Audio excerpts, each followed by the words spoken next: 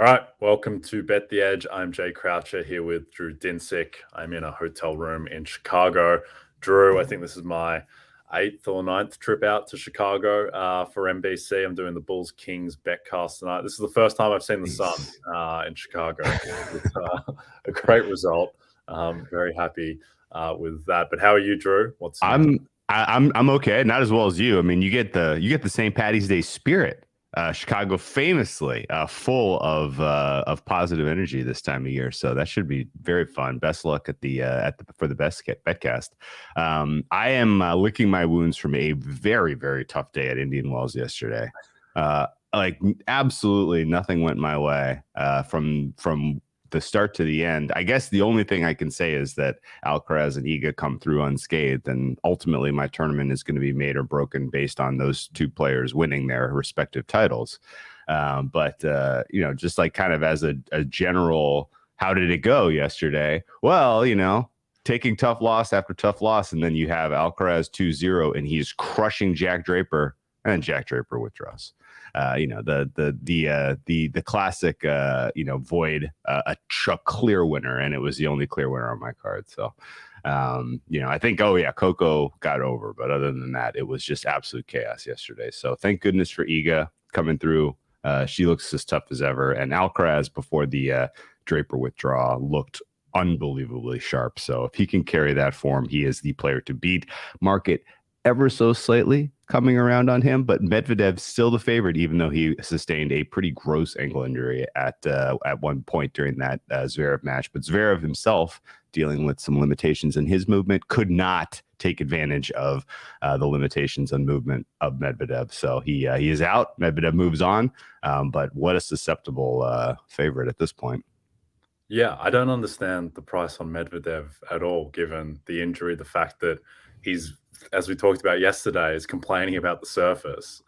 Doesn't suit him at all, to what I understand. So, yeah, I think Alcaraz is definitely the play and looking to get home that the 6-1, 7-1 that he was before the tournament. I went back to the well yesterday at some plus 350 as well. So all in Carlito. Otherwise, yesterday, interesting night in the association. The Emmanuel Quickly 6th Man of the Year train gets back on the rails. He went off in 26-10.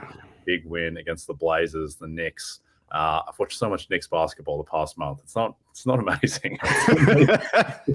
Randall and Barrett go to work, but I love Miles McBride. I love Josh Hart. I love Isaiah Hartenstein. I love Emmanuel Quickly. And then also, we should briefly touch on, because we talked about it at the end of the show yesterday, Nikola Jokic is it's coming off the rails. It is not good, and giving 49 points up is not ideal. And everyone, as Ishan George comments, Embiid is coming. He coming.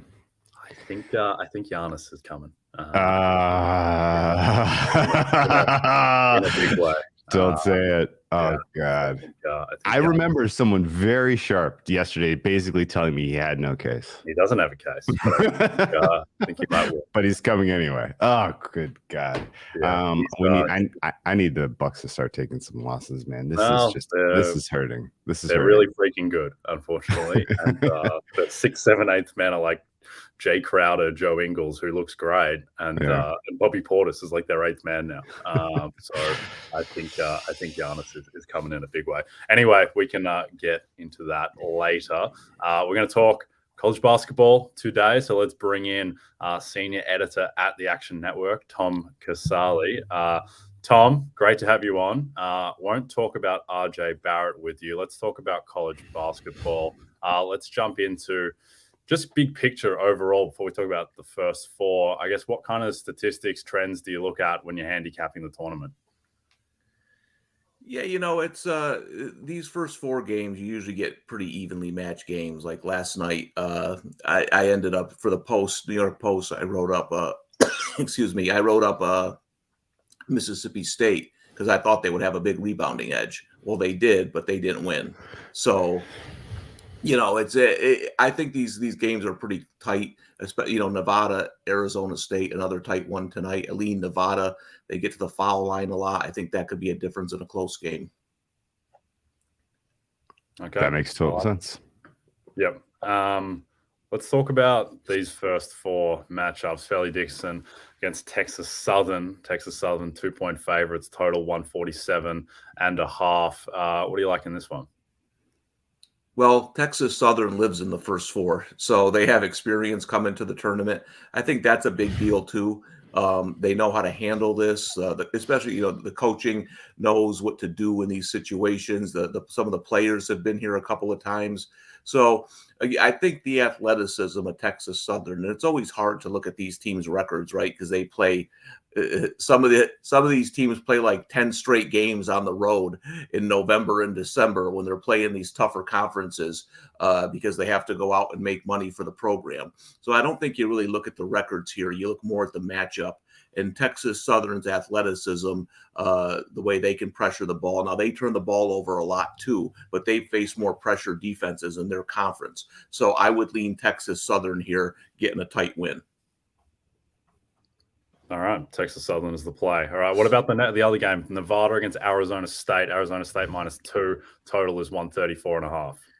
Yeah, I probably would have taken the underdog here no matter who it was, because I think you're going to get another game that goes right down to the wire like last night. And then there's going to be a couple of variables. Mississippi State couldn't shoot at all last. They're not a good shooting team anyway, but they were even bad for them. They make one more shot and they win the game. I think you're going to see something similar here.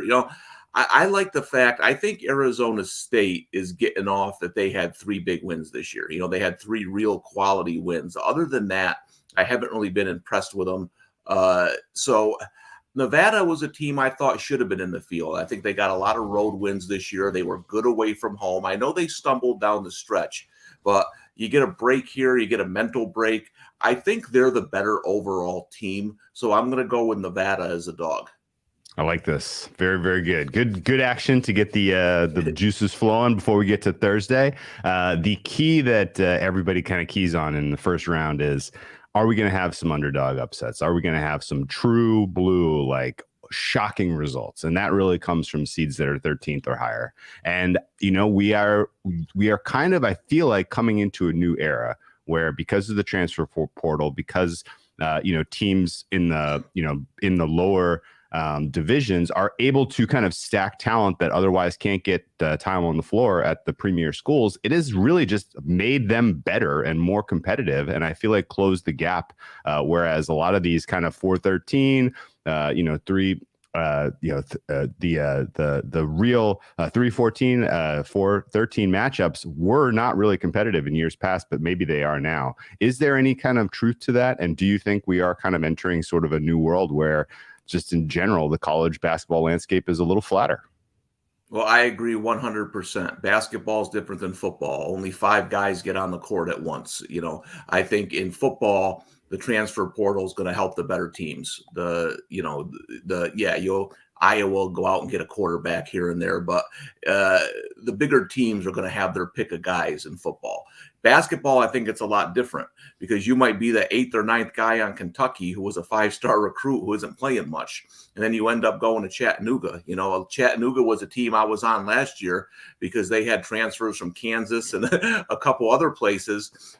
They were a really good mid-major team. So I think that's really helped the mid-majors going out and getting talent. We see it every year when I'm going over teams in the preseason. You're just seeing all these bigger names from bigger schools transferring to like Iona in places they would have never gone before. And I think that does it shortens the gap. And the other thing too is, years ago I used to bet underdogs all the time in the tournament. Those days are gone. I mean, these odds makers have, you look at every game and all the money's on the dog. It never used to be that way. I mean, Kennesaw State, 10 years ago, nobody's betting Kennesaw State. And you just look at these lines, like, I like Kennesaw State, but, I'd like them more as a 13-point dog. That's gone down to pretty soon Kennesaw State's going to be favored in that game. There's so many bets coming in on them. So I think that has also changed my approach a little bit. Is I do like some of these dogs, but the number's not there. So sometimes I'll have to go to a favorite just because the odds makers have caught on to everybody trying to bet the hot underdogs. Well, Tom, firstly, I was backing Kennesaw State 10 years ago. I've been Kennesaw State since day one. Let's talk about some of the, I guess, smaller, more reasonable underdogs in the Thursday and Friday games. Any that you like to advance? I know on this show we're big Drake fans, both the artist and the college basketball team. I know that line opened at 3.5 down to 2. What do you think of that one? And just any other upsets in the 5-12 to 8-9 matchup type of range? Yeah, well, this one reminds me. First of all, I'm on Drake too. I took him at 3.5 when it was over a possession. Again, pretty soon Drake's going to be laying 4. But the only thing that scares me is last year I was on Loyola, and everybody on earth was on Loyola against Ohio State, and it just kind of reminds me a little bit of that game. To me, one of the most important players in college basketball is Omier, the rebounding machine at Miami. Now, he suffered a bad ankle injury.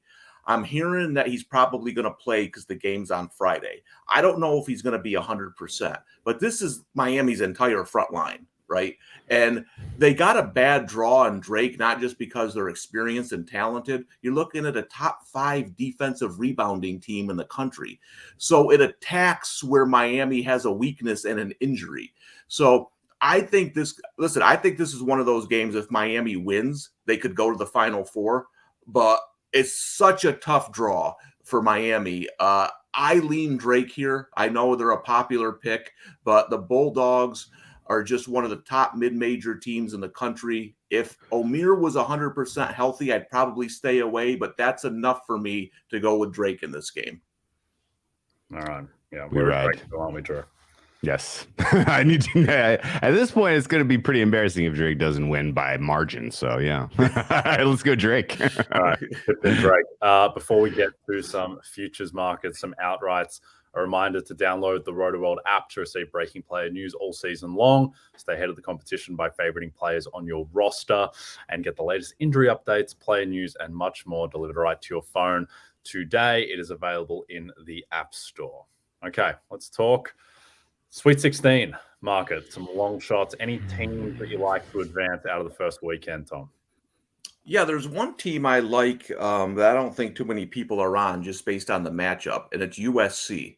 Ooh. I think USC, Michigan State's a dead even game. Now, Michigan State might win that, but if USC gets by Michigan State, I think they match up well with Marquette. They're going to throw that zone at Marquette. They're going to play slow, and Marquette wants to get up and down. They also have a ball handler in Boogie Ellis, which you need against that aggressive Marquette defense.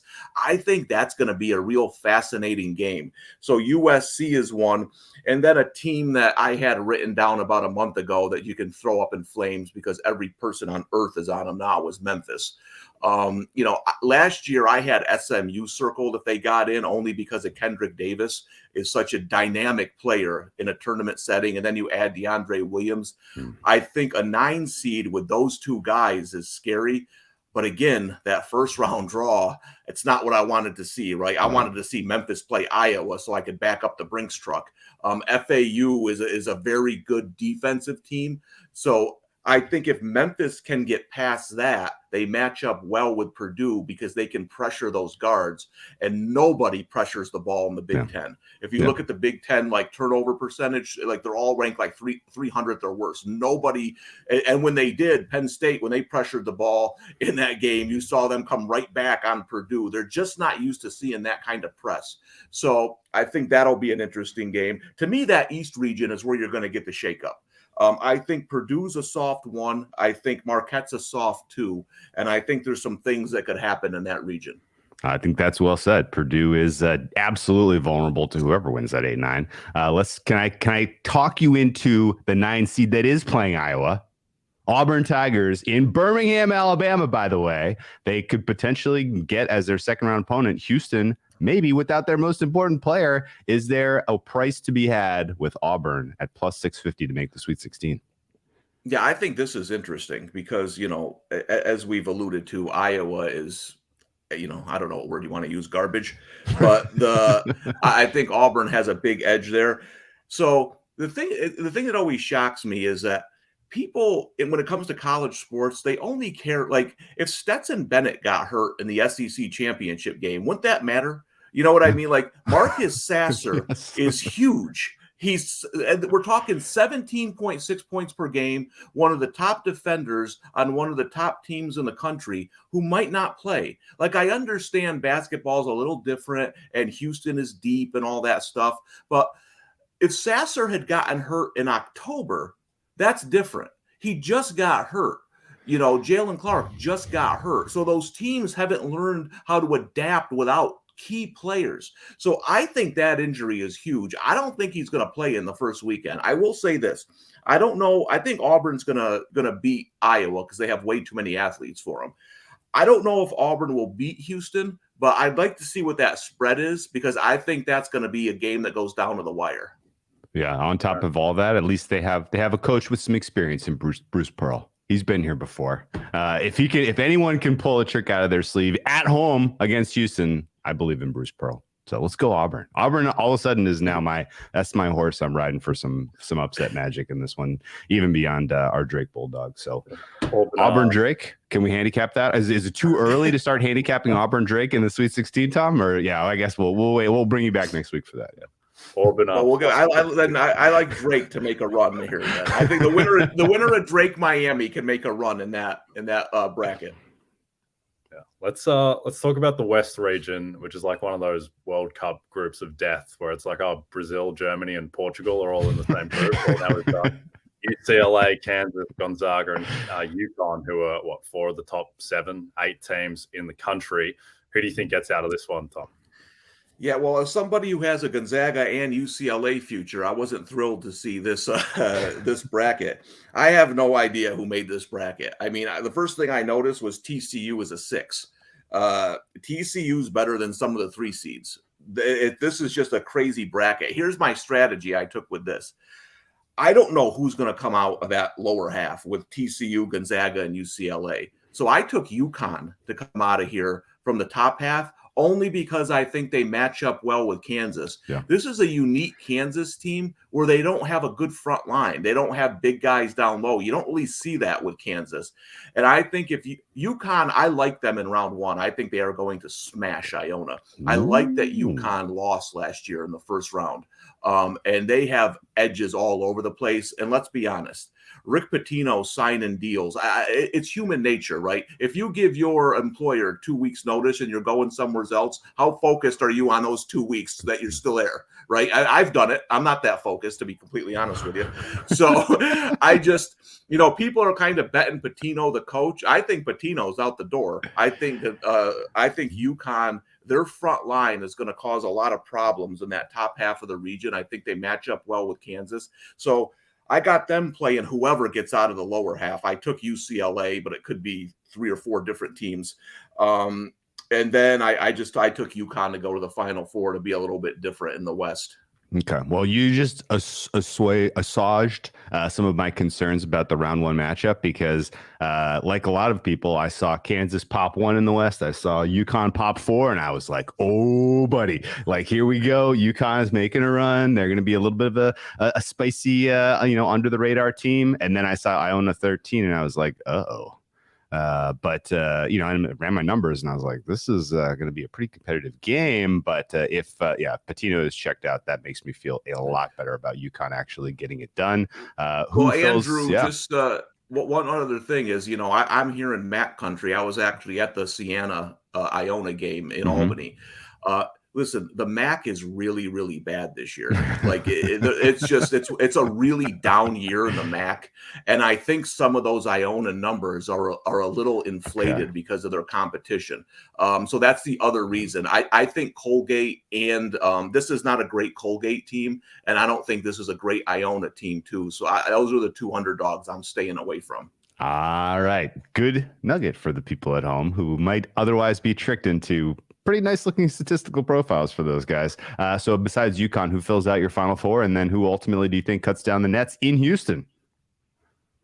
Yeah, so I took Alabama because I think they have the easiest path of any 1 seed. I think they got a lot of frauds in their bracket. I went with Texas because I think there's a lot to like about Texas. And again, Texas has to win that second game, which is to me the hardest second game of any top seed against Penn State or Texas A&M. They could lose that game, but if they get by it, I like their draw. Took UConn, and then the East, I just changed like 20 times. Right now I got Duke in there. I hate myself for it because I don't even like Duke. But my East is a mess. I got USC, Memphis. I got teams. I think that's going to be a crazy one. I think Tennessee has a tough opening round matchup. I think Duke does. I think Kansas State does. I think that if you're looking for a region where it's just going to get blown up everyone's brackets, I'm going with the East. Okay. Well, two things, Tom. Firstly, I'm not sure what Drew was doing with the pronunciation of assuaged, which came out the Julian Assange pronunciation of assuaged. And then two, Tom, thank you so much for joining us. Can you tell people where to follow your content? Yeah, you can follow me on Twitter at the Tom Casale, and I'll have my college basketball stuff up all week at the Post via the Action Network, the New York Post. Okay, awesome. Thank you for joining us, Tom. All right, before we get to our own bets, sorry for the pronunciation shot between the tennis pronunciation of various kind of Eastern European players. We've just gone off the rails with pronunciation for 2 months. Yeah, all right, my brain is scrambled eggs, you can tell. It is the new MLB season, Drew. New rules, new starts. So pair it with the Rotoworld Baseball Draft Guide. Get all the player profiles, rankings, and projections you need to hit your draft out of the park. Go to NBCSportsEdge.com/draft guide and use code PENNA25 to save 25% at checkout. All right, favorite NCAA tournament futures bet. Tom stepped on mine. I am going on UConn to get out of the West at plus 500. I don't think that really reconciles with their price to go all the way and win the championship, which is more in the 15-1 range. I think that just their recent form, the fact that Ken Pom has them rated the 4th best team in the country, one of 3 teams that is top 20 in offense and defense, and then also it's just a good price relative to market. There's plus 400 around on UConn to win the West, and you can get plus 500 at PointsBet. Full disclosure, with I think, we're all the same in that we have sports that we handicap ourselves. Like I'll handicap NFL, baseball, NBA, NHL to a lesser extent myself, and then, reach out to others for reinforcement basically and feedback. And then with sports like, college basketball, college football, soccer, tennis, I have a ballpark idea, but I'm largely relying on the mail of people that I trust. And so that is a mail play, UConn plus 500. But what do you think, Drew?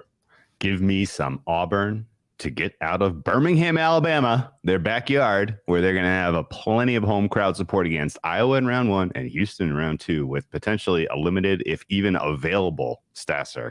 Auburn and Bruce Pearl punching their ticket to the Midwest Regional, and who knows after that, but plus 650 to win 2 games in their own backyard. All about that. Auburn plus 650 to get to the Sweet 16. Okay, there it is. Anything else on tap for tonight, Drew? Any plays that you like? What about the Bulls-Kings game? I'm doing the Bulls 1-point dogs at home to the mighty Sacramento Kings. I mean, if this isn't a get right spot for the Kings, I don't know what is. I mean, my numbers make this Kings minus 3.5. I say Kings or pass. What's your read on this one?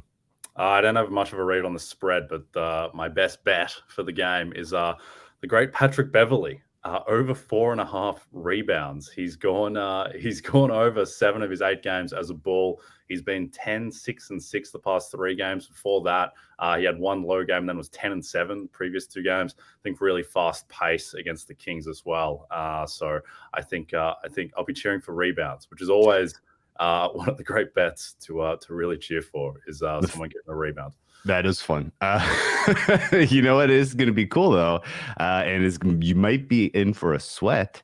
These are 2 very efficient fourth quarter teams, so you could have a lot of balls going through the hoop in the fourth quarter here, as opposed to balls being able to be rebounded, which at that point, you're in for a little bit of a wild ride. But I think market's too high on Bulls. They make the Bulls like around an average team. I have the Bulls 2 points worse than an average team. I think they're kind of more in the tier of the Orlando Magic right now, and the Utah Jazz. And so Kings, to me, they're not quite as high as they have been, in terms of rating in the past month, but they still, they have the quality. I think they ought to be a more meaningful favorite. So Kings are past for me in your hometown, Chicago.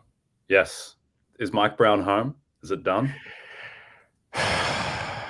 I mean, based on the way the rest of my NBA season goes, he's going to finish on an 0-15 stretch and completely and not even get a vote not for fifth place. That would be the biggest win for me across all the awards, and it's not close. I think I have a full stake at 50-1 for him. And I honestly was just like, I thought at the time when I made the bet, like, if the Kings can get a top 6 seed and not be a play-in, how can they not give it to him? Because the Kings this is the longest playoff drought of any professional sports franchise in America. And yet here we are. They are a 2-3 seed. And if they finish the season cold, teams are, voters are going to be like, well, I don't even really remember why I thought the Kings were good. The same sort of thing that happened to freaking Nick Sirianni and the Eagles. People have re-anchored their impression of, their how good is this team, and they now kind of accept them as a true top 4 in the West. And so if they fall out of the top 4 in the West, it's like, well, they're not as good as I thought. Should we really reward the coach? This is a very, very tough one. And honestly, like, if we get to the award season and the Bucks win every award, I'm just gonna just tear up all my tickets, walk out the door. Like, it feels like that's what we're heading for here, because this team just keeps winning and everybody is just can't stop glowing about them. And if they finish on a hot stretch here, which by all means it looks like they are because they're playing so freaking well, then they may sweep the whole thing. I think you might be right on Giannis and Brooke. I think you're okay with Mike Brown. I don't want to jinx it or anything, but I mean, I took a lot of -300 the other day on Brown, which I think is an amazing price. Like, I think it's an absolutely amazing price. I don't think it's off the board. Like, say, Paolo, Rookie of the Year, is probably off the board, but it would take a lot. I think you're just betting now on him staying out of the play-in, which is, very, very short. So I think it should be right. The only guy, I don't think Budenholzer can win. I don't think it's going to happen. I think the only guy who could beat him under basically any circumstance, short of them, outlier stuff, closing 0-14 or whatever, Mark Daigneault is 2 games out of the 5 seed right now in OKC. 2 games out of the 5 seed. And if they close like 8-5 and the Kings close, I think they've got 15 games left. If they close 5-10 and OKC are 3 games behind Sacramento and one's the 4 and one's the 5, I still think Mike Brown probably just wins because he's so entrenched as the favorite, but that would be the only thing. So maybe some defense on Mark Daigneault, who I think is 100-1 and is 2 games out of the 5 seed. So that would, but I think Mike Brown is going to win. Okay, no, I'm going to play some defense. I'm going to grab some digs, and so congratulations in advance to Mike Budenholzer on Coach of the Year. yeah, absolutely. All right, we are done. Don't forget to check out NBCSportsEdge.com for more information to help you with your wagers. Thanks for those of you watching on the NBC Sports YouTube channel, and if you're listening to us in podcast form, don't forget to rate and subscribe to us. From Jay Croucher and Drew Dinsick, we'll see you soon.